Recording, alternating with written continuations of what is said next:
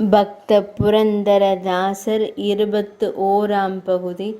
பல்வேறு சந்தர்ப்பங்களில் புரந்தரதாசருடைய பக்தியை தனது லீலா வினோதங்கள் மூலம் பாண்டுரங்கன் வெளிப்படுத்தியுள்ளார்.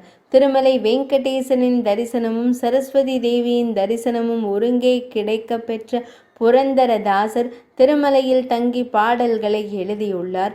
கர்நாடக சங்கீத உலகில் நாரத மகரிஷியின் அவதாரமாக போற்றப்படும் இவரை சங்கீத பிதாமகர் என்று அழைப்பார்கள்.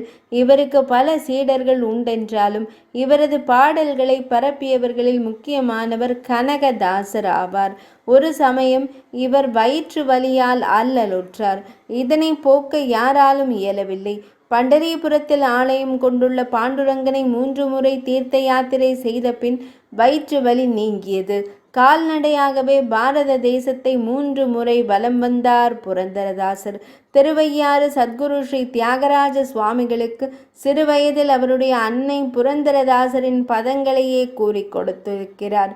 இவரது கடைசி காலத்தில் சந்நியாச ஆசிரமத்தை அடைந்து 1564ஆம் ஆண்டு தை மாதம் 2ஆம் தேதி அமாவாசையன்று இப்பூ உலகை நீத்தார். 21ஆம் பகுதி இனிதே நிறைவடைந்தது. பக்த புரந்தரதாசரின் திவ்ய சரிதம் இனிதே நிறைவடைந்தது.